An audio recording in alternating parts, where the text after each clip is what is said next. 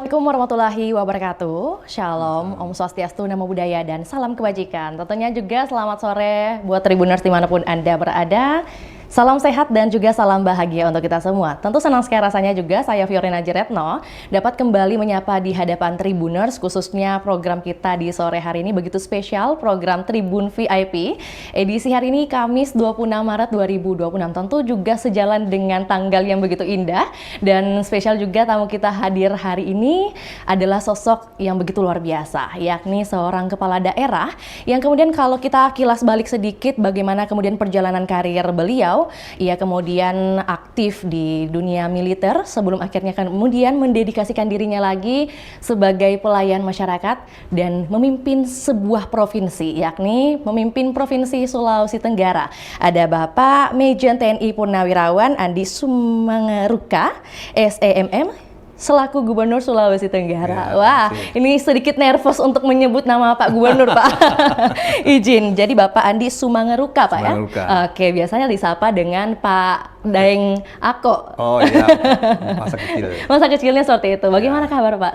Alhamdulillah baik. Terima kasih, Pak Vio. Saya diundang di tempat ini untuk ya sama-sama kita berdiskusi. Betul, baik. Tentunya kami yang harus mengucapkan terima kasih, Pak ya. Jauh-jauh dari Sultera ke Sulsel, hadir ke studio Tribun Timur langsung untuk menyapa Tribuners juga. Dan tentunya hari ini kita akan membahas juga bagaimana perjalanan 1 tahun masa kepemimpinan Pak Gubernur Sultera ini membangun Sulawesi Tenggara, Pak ya. Dan sebelum sampai sana tentunya izinkan Vio juga untuk memberitahukan sedikit banyaknya mengenai sosok Pak Jenderal Pak Gubernur adalah Andi Sumangaruka. Saat ini kemudian dikenal dengan singkatan ASR, Pak ya? ASR bersama pasangannya Bapak Hugua. Iya, lahir di Makassar 11 Maret 1963. Betul. Dan kabarnya waktu kecilnya, semasa kecilnya sering main sekitaran sini, Pak ya, studio di Jalan Cendrawasih hari ini. Iya, mungkin kita kilas balik sedikit dulu, Pak, mengenai masa kecilnya Pak ASR seperti apa sih di lingkungan dekat kantor Tribun Timur, Pak, saat ini? Oke. Iya. Baik, saya sapa dulu nih ya. Oke. Pemirsa Tribuners. Ya, sore ini saya datang ke studio Tribuners untuk melakukan dialog. Iya. Sebenarnya 3 tahun yang lalu saya sudah pernah datang ke sini. Tapi waktu itu saya masih aktif menjadi Panglima Kodam. Nah, setelah itu saya datang lagi ke sini, dan alhamdulillah baru kali ini juga saya mau melakukan pembicaraan secara terbuka. Wah, terima kasih, Pak. Ini ya, jadi baru kali ini. Iya, baik. Kalau cerita tentang kilas balik, bahwa saya dulu kecil dan besar di Sulawesi Tenggara. Setelah kelas 1 SMP saya pindah di Sulawesi Selatan. Nah, mengapa saya pindah di Sulawesi Selatan? Karena memang masa kecil saya dianggap anak yang bandel lah. Ya memang bandel sekelas anak-anak. Seumurannya, Pak Seumurannya. ya? Nah, karena bandel, orang tua saya itu mikir kalau setiap orang tua saya pergi kemana-mana, ya saya harus dititip. Karena kalau tidak saya main di laut. Kalau enggak saya main di tempat-tempat yang ini. Akhirnya menurut orang tua saya itu membahayakan. Sehingga pada saat saya sudah sekolah di SMP, ya saya diminta untuk pindah ke Makassar. Nah, kebetulan juga ya karena orang tua saya itu waktu itu sering ke Makassar, maka ya saya dititip di Makassar. Kira-kira begitu. Nah, kalau di tempat ini ya, karena rumah saya dari sini itu dekat saya banget. Di Bajigawa 1, ini Cendrawasih ya. Ya, dan setiap saya mau berangkat ke sekolah, biasanya kalau sudah waktu olahraga, saya biasanya jalan-jalan di sini karena dulu ini Tanjung Bunga ini masih kosong. Nah, kira-kira begitu. Jadi memang karena lokasi tempat tinggal pada saat masa muda dulu, Pak. Sekarang masih kelihatan muda sih, Pak. Itu tipsnya apa sih, Pak ya? Apa jangan jadikan beban pikiran atau seperti apa? Jadi gini, Mbak Vio, bahwa Pertama itu adalah pikiran. Benar. Semua penyakit itu datangnya dari pikiran. Benar. Jadi bagaimana menata pikiran. Nah setelah itu pola hidup. Pola hidup itu ya tidurnya harus ini dan olahraga. Yang terakhir adalah makanan. Karena pikiran dan makanan itu adalah sumber penyakit kalau kita salah. Betul. Nah kira-kira seperti itu. Jadi pengaruh besar itu ada pada kualitas tidur, kualitas tidur, kualitas makanan, pikiran, olahraga. Dan olahraga. Nah, kira-kira seperti itu. Jadi ya saya sangat strict dengan itu. Berarti strict dalam hal ini bagaimana kemudian harus memperhatikan diri sendiri, Pak ya? Apalagi kan kalau saat ini bahkan dengan jejak karir yang begitu banyak, Pak, ini rata-rata sebagai tanda kutip pelayan masyarakat yang memang bagaimana selalu hadir di tengah-tengah masyarakat gitu, Pak. Betul. Nah ini membagi waktunya kayak gimana, Pak sebenarnya? Saya biasanya mengupayakan dalam 1 minggu itu minimal 3 kali saya olahraga. Nah, olahraga gembira atau olahraga keras. Nah, olahraga gembira itu ya misalnya saya bermain tenis, ya kan gitu. Atau saya berenang. Kalau olahraga keras itu saya harus lari. Saya jogging dulu, habis itu baru saya lari. Nah, ini dalam 1 minggu saya harus lakukan itu minimal 3 kali. Ganti-gantian, Pak ya? Ganti-gantian. Gitu. Entah lari, tenis dan sebagainya. Betul. Pedal gimana, Pak? Pedal juga iya. Sudah pernah, Pak? Sudah pernah. Pasti. Sudah pernah. Senang pastinya, Pak ya? Karena basicnya itu sebenarnya pedal itu basicnya adalah dari tenis. Nah itu. Dan saya ya istilahnya tenis itu adalah hobi. Iya. Tadi cari yang gembira, makanya ke tenis, Pak ya? Ya, kalau cari gembiranya itu ke tenis. Tapi kalau mau olahraga yang betul-betul mengeluarkan kalori yang ini, yaitu saya jalan dan lari. Nah, kira-kira begitu. Baik, iya. Seperti yang Vio katakan tadi bahwa tentu berdasarkan rekam jejak atau juga bagaimana karirnya Pak ASR ini, mungkin Tribuners juga penasaran, Pak. Vio izin kemudian memberitakan dulu sedikit mengenai sedikit banyaknya mengenai Pak ASR ini merupakan purnawirawan TNI AD dengan pangkat terakhir Mayor Jenderal. Adapun juga beberapa jabatan pentingnya selaku Danrem 143 Haluoleo pada tahun 2012-2013, lalu merupakan Irdam 5 Brawijaya 2013-2015. Betul. Ya. Lalu juga sebagai Kabinda Sulawesi Tenggara BIN di tahun 2015 hingga 2019. Dan sebagai staf ahli BIN 2019 hingga 2020. Lalu sebelum menjabat sebagai Gubernur Sulawesi Tenggara merupakan Pangdam 14 Hasanuddin 2020-2021. Wah, Pak ini tentunya banyak sekali jabatan-jabatan strategis yang sudah diemban gitu ya Pak. Dengan banyaknya kemudian jabatan strategis, kemudian juga sudah mencapai segala-galanya mungkin Pak istilahnya ya. Ini apa yang kemudian memotivasi Pak ASR untuk menjadi gubernur di Sultra? Alasannya ada 2. Alasan pertama itu yaitu orang tua saya tahun 65 yaitu ditempatkan di Sulawesi Tenggara. Ditempatkan jadi camat di Wawoni, dulu kecamatan. Sekarang Konawe Kepulauan. Wawoni itu kalau kita jalan dari Kendari menuju ke Wawoni, karena ini pulau, kepulauan, kita harus naik kapal. Hebatnya lagi, ya semua pemilik kapal yang ada di Pelabuhan Perahu, kebetulan rumah kita itu di depannya itu Pelabuhan Perahu, semua pemilik kapal di situ menawarkan kita, Pak Andi masuk mau naik kapal perahu ini, oke silakan, nggak apa-apa. Hebatnya lagi mereka nggak pernah minta bayar, tapi mereka ikhlas. Nah, mereka ikhlas. Orang tua saya selesai dan meninggal, nggak sempat membalas kebaikan orang-orang itu. Sehingga dari situlah saya memilih di Sulawesi Tenggara. Kenapa saya memilih di Sulawesi Tenggara? Kapan saya balas? Kapan orang tua saya balas kebaikan orang-orang itu? Nah, pikiran saya ingin maju jadi gubernur itu. Saya ingin membalas kebaikan orang-orang itu. Itu yang pertama. Yang kedua, pengabdian. Kalau menurut saya, pengabdian itu apa sih?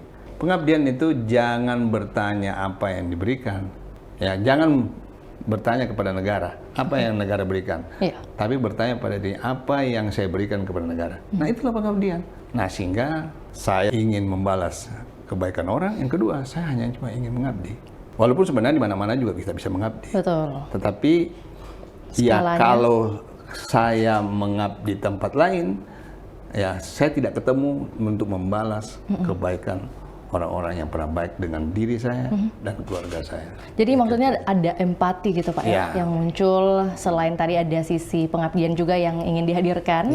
Dan kalau bisa ditarik quote di sore hari ini, mengabdi itu adalah bagaimana suatu hal kita bisa berikan kepada negara atau tanda kutip mungkin orang lain, bukan apa yang kita dapatkan dari negara atau orang lain. Betul. Seperti itu Pak. Oke, dan mungkin ini sejalan juga dengan pertanyaan selanjutnya Pak, di mana informasi yang kami dapatkan adalah Pak Gubernur bahkan tidak mau menerima apapun dari negara, mulai dari gaji, tunjangan, bahkan anggaran operasional seperti kendaraan dinas dan juga rumah dinas. Kira-kira pesan apa yang ingin Pak ASR sampaikan kepada masyarakat terkait sikap itu? Jadi gini, saya tidak mau menerima gaji. Sebenarnya kalau kita ukur gaji di gubernur itu berapa sih? Gaji gubernur itu 8 juta setiap bulan. Biaya operasionalnya itu berapa sih? Ya berkisar sekitar 50 sampai 60 juta setiap bulan. Selain itu ada biaya operasionalnya gubernur. Iya. Biaya operasionalnya gubernur itu bisa gede. Setahun itu bisa sampai 3 sampai 4 miliar. Nah, kalau dilihat dari jumlah anggaran Sulawesi Tenggara dengan apa yang saya korbankan itu, enggak ada apa-apanya. Karena saya memilih untuk menyelesaikan masalah-masalah yang ada di Sulawesi itu dengan memilih tata kelola pemerintahan yang bersih. Untuk memilih tata kelola pemerintahan yang bersih, apa yang harus kita lakukan? Ya, satu, sebagai pemimpin, dia harus memberikan contoh. Dalam arti, ya apa yang saya kerjakan itu adalah bagian dari pemberian contoh. Karena menurut saya, di dalam filosofi ikan, kalau kita mau melihat, mau mengukur, apakah ikan ini segar apa tidak? Pertama yang kita lihat apa? Matanya. Benar. Kalau matanya dia pucat, pecah, berarti ikan ini sudah mengindikatorkan tidak bagus. Setelah matanya, kita lihat apa? Insannya. Kalau insannya sudah pucat, berarti menandakan ikan ini sudah tidak segar. Mata dan insan itu ada di kepala. Kalau kepala itu tidak bagus, maka tubuhnya pasti tidak bagus. Begitu juga adalah pemimpin. Kalau pemimpinnya tidak bagus, tidak punya integritas, maka jangan berharap tentang organisasi itu. Nah, yang saya lakukan itu adalah bagian dari salah satu menunjukkan bahwa saya ingin mengabdi. Kalau dinilai dengannya tidak terlalu berarti, tetapi komitmen itu. Dan kalau saya lakukan itu, kira-kira bagaimana ada yang dibawa? Pasti dia nggak berani. Karena dia pikir, wah, Pak Gubernur saja tidak melakukan itu, apa dia berani? Kalaupun dia berani, pasti dia curi-curi. Tetapi kalau kita bicara tentang persentasenya, pasti akan berkurang. Kan kira-kira begitu. Walaupun kita tidak bisa berharap bahwa itu 100% bisa langsung ini. Jadi kalau ditanya, kenapa saya seolah-olah tidak mau menerima gaji, terus tidak mau mengambil biaya operasional, terus tidak mau menggunakan fasilitas negara. Itu seolah-olah itu hanya ingin memberikan contoh. Oke, menyambung lagi dengan program kerja. Di masa kampanye Pak ASR tentunya menggaungkan ada beberapa program prioritas. Betul. Namun dalam perjalanannya kemudian hanya tinggal 4 program prioritas saja Pak. Yakni meliputi pendidikan, kesehatan, infrastruktur, dan juga ketahanan pangan yang berbasis agromaritim. Nah, kira-kira bagaimana Bapak mungkin boleh menjelaskan kepada kita soal transparansi lagi Pak? Kenapa kemudian dikerucutkan hanya menjadi 4 saja? Pada saat awal kampanye itu kan tanpa dengan perencanaan. Betul. Ya, kita ingin berbuat kan, karena ingin berbuat seolah-olah semuanya bisa kita lakukan kan. Tapi begitu dihadapkan dengan keterbatasan anggaran dan kaitannya juga dengan nomenklatur, ada yang bisa langsung, ada yang tidak bisa. Karena kalau kita paksakan masuk ke situ, apa yang terjadi?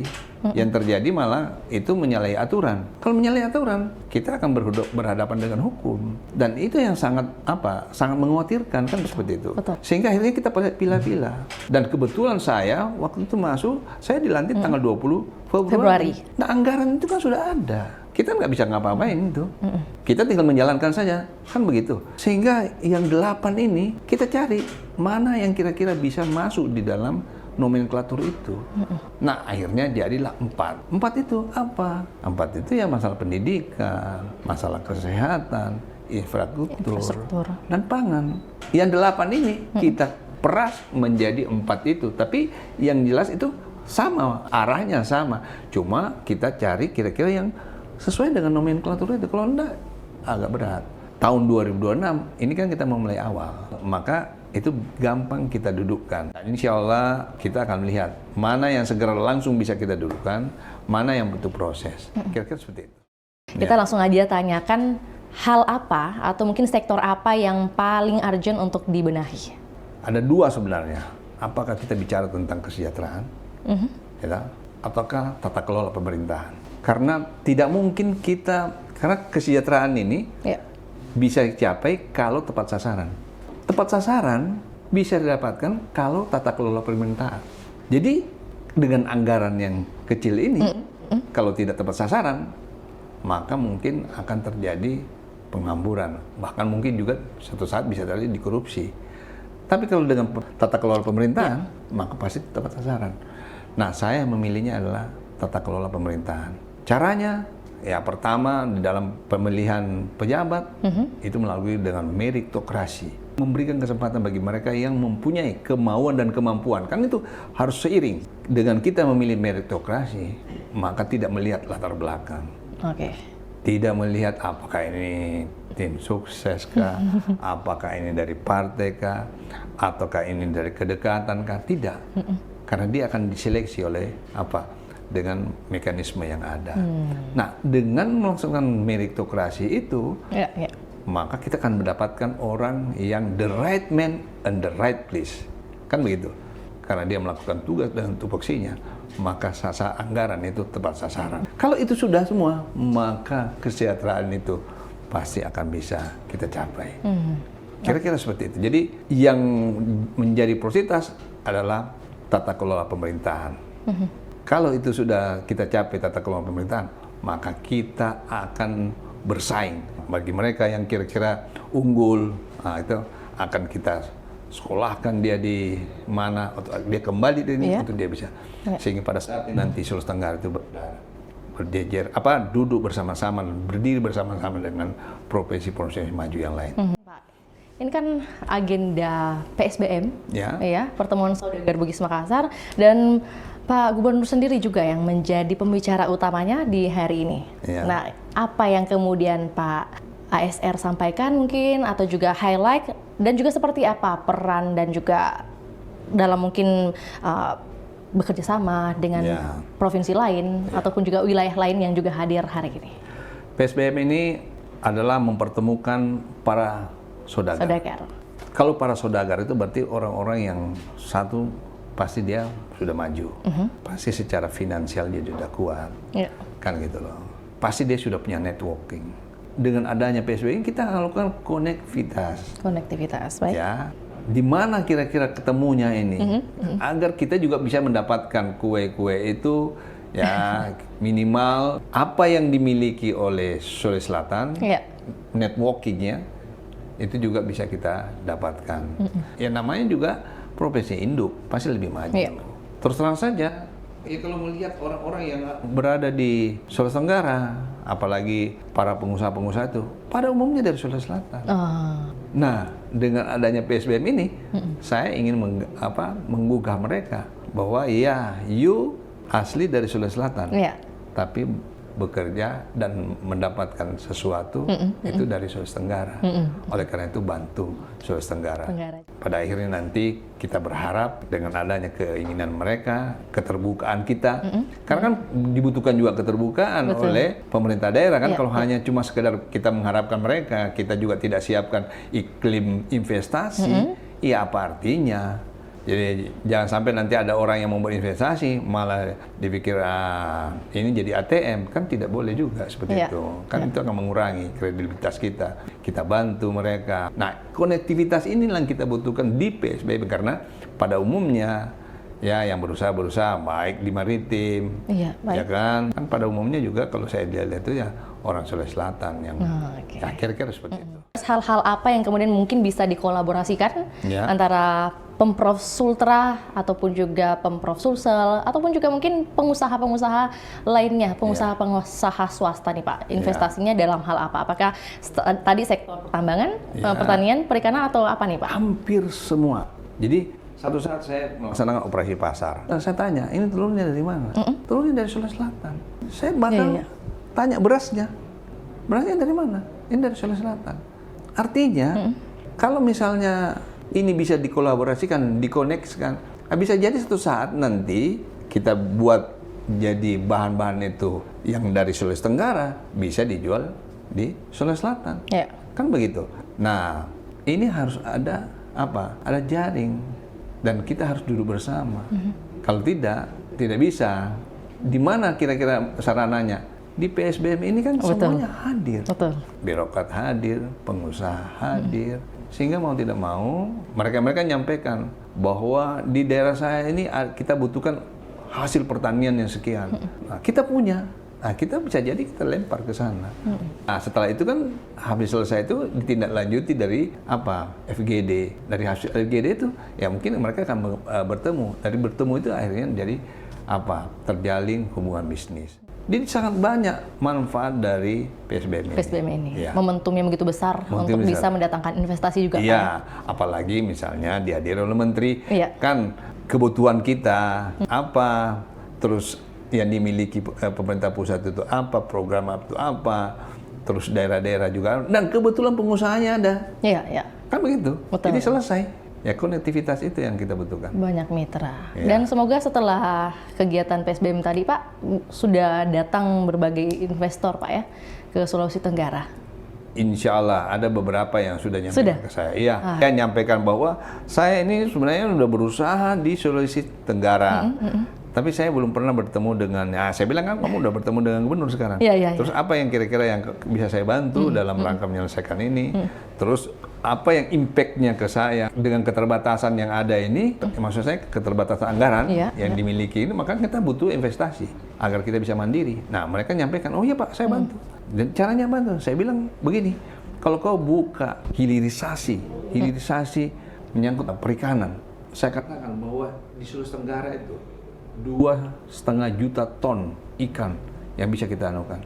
Untuk ikan tuna saja yang kualitas ekspor itu kira-kira 81 ton. Padahal harganya tuh di luar 1 kilonya itu kira-kira ya sekitar 5 sampai 12 dolar. Berapa triliun? Karena ada satu tempat penangkapan, itu kalau saya nggak salah 314 dan 315, itu letaknya di Sulawesi Tenggara. Dan yang nangkap itu dari beberapa daerah. Kalau kamu misalnya buka hilirisasi di tempat saya, kan mengurangi kos. Dan saya tadi udah berdiskusi panjang dengan beberapa teman-teman yang ini, ya dia, oh siapa? Saya setuju itu. Nah, kira-kira gitu. Berarti untuk closing statement kita Pak, ataupun juga mungkin ada imbauan yang ingin disampaikan oleh Pak Gubernur kepada masyarakatnya dalam mendukung seluruh program prioritasnya Pak Gubernur bersama Pak Wakil, dan mungkin ada juga harapan yang ingin disampaikan, boleh banget Pak. Silakan Pak. Rekan-rekan masyarakat Sulawesi Tenggara yang saya cintai dan saya banggakan. Pada kesempatan yang baik ini, saya selaku gubernur dan juga rekan saya wakil gubernur, pertama saya mohon maaf atas ada mungkin dalam 1 tahun ini kita melakukan kegiatan ini yang kurang optimal, mengingat dengan adanya keterbatasan yang kita miliki, sehingga dari program-program ada yang belum optimal. Betul. Dan saya meyakini itu ya, baik itu bicara masalah pendidikan, bicara masalah kesehatan, begitu juga infrastruktur, dan juga bicara menyangkut masalah pertanian pangan. Tetapi yakinlah bahwa saya bersama-sama Pak Hugua punya komitmen untuk tetap mentuntaskan semua yang menjadi tanggung jawab kita. Menyangkut masalah infrastruktur, kita pasti akan tuntaskan semua jalan yang menjadi kewenangan dari provinsi. Yang kedua, saya akan melakukan upaya-upaya agar semua masyarakat sudah mempunyai BPJS. Karena sampai saat ini kita baru mencapai 89%. Berarti masih ada sekian persen yang belum mendapatkan BPJS. Nah, itu harus saya tuntaskan. Yang selanjutnya menyangkut masalah pendidikan. Masalah pendidikan ada di antara kita yang tadinya sudah diprogramkan untuk mendapatkan prioritas untuk sekolah dengan bantuan atau beasiswa. Tapi pada kenyataannya ada yang belum bisa sampai menyentuh seluruhnya. Hanya kita mampu 150 orang yang kita bisa fasilitasi. Ke depan itu kita akan lakukan penambahan dan kita berharap nanti itu mencapai puncaknya pada saat saya dan Pak Hugua mengakhiri masa dinas selama 5 tahun. Pada kesempatan yang baik ini juga, saya ingin ada dukungan dan kerjasama Tanpa dengan dukungan saya rasa sulit kita lakukan. Saya bersama-sama Insinyur Hugua akan tetap menuntaskan semua visi dan misi yang memang pernah kita cetuskan, dan itu merupakan janji kami. Kira-kira seperti itu. Oke.